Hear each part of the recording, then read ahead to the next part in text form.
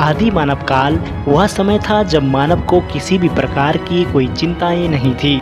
अगर चिंताएं थी भी तो वह थी एक जिंदगी को बचाने के लिए संघर्ष। वह खुद को बचाने के लिए प्रकृति से लड़ते रहते थे।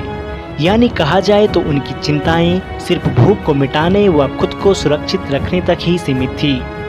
खैर जो भी हो, आज के इस एपिसोड में हम केवल उन चीज़ों पर फोकस करेंगे जिसका सीधा प्रभाव हमारे जीवन से जुड़ा हुआ है। तो चलिए आज के इस एपिसोड को शुरू करते हैं। डार्विन के थ्योरी ऑफ एवोल्यूशन के कारण सभी मानते हैं कि मानव बंदर से इंसान बना है।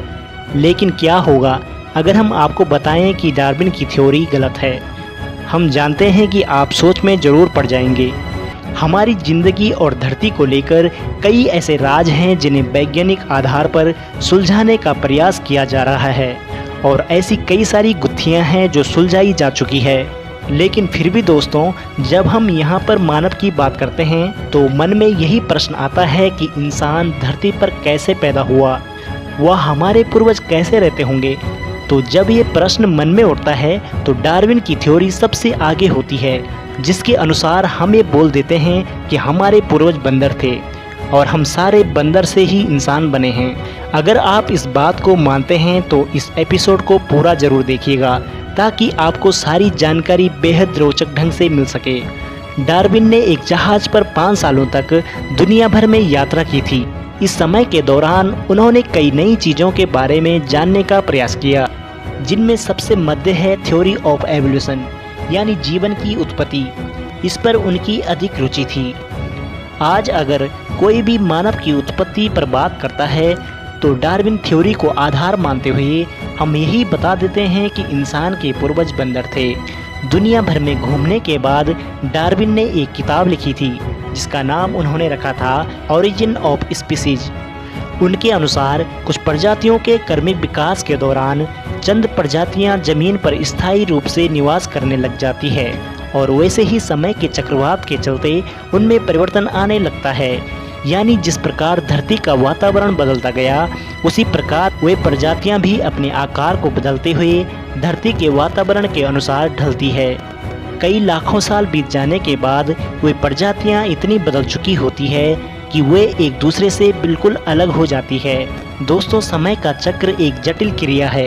यानी तकरीबन 3.5 अरब साल पहले बैक्टीरिया पृथ्वी पर दिखाई पड़े थे, बाद में अमीबा और उसके बाद छोटे छोटे जीव जंतु और पेड़ पौधे बनते हैं। पृथ्वी का समय चक्र यही नहीं रुकता, बल्कि आगे चलकर धरती पर बड़े बड़े भीमकाय वाले जानवर जन्म लेते हैं। थ्योरी ऑफ एवोल्यूशन हमें यह भी जानकारी देती है कि 700 लाख साल पहले पानी के गर्मी के चलते स्तनधारी जीव बने थे। इसी तरह मैमल्स, पक्षी और मछलियां बनी थी और इसके बाद उभयचारी जीव बने थे जो कि पानी व धरती पर दोनों स्थानों में रह सकते थे। डार्विन को यही कहना था कि कोई भी जीव समय के बदलने के उपरांत स्वयं को भी बदलते हैं और बदलते वातावरण में अपने आप को ढालने की कोशिश करते हैं। जो जीव इस कार्य को अंजाम नहीं दे पाते हैं वह कहीं खो से जाते हैं। उनका ये मानना था कि हम सभी प्रजाति के पूर्वज कहीं न कहीं एक हैं। थ्योरी ऑफ एवोल्यूशन में डार्विन ने यह बात कही थी कि अलग अलग विशेष प्रकार के पेड़ पौधे प्रारंभिक समय में एक जैसा हुआ करते थे, परंतु पृथ्वी के वातावरण में परिवर्तन होने के उपरांत जिंदा रहने के संघर्ष के चलते एक ही प्रजाति के पौधों से अन्य कई प्रजातियों के पौधे बनते हैं। जरा सोचिए कि ये बात सही हो सकती है?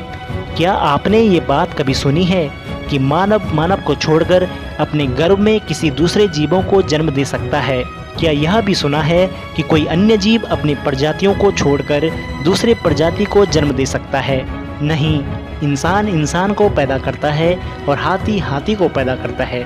वैसे ही यह नियम अन्य जानवरों पर भी लागू होता है।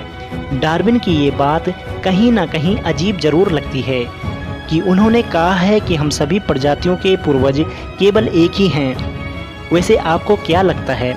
कमेंट करके अवश्य बताएं। डार्विन कहते हैं कि इसी प्रकार से मानव के बंदरीय प्रजाति की जन्म हुई थी, जो कि समय के चलते अलग अलग स्थानों पर निवास करने लगे थे और यही प्रजातियां आगे चलकर विकासवाद के अंतर्गत मानव जाति में परिवर्तित हो जाती है।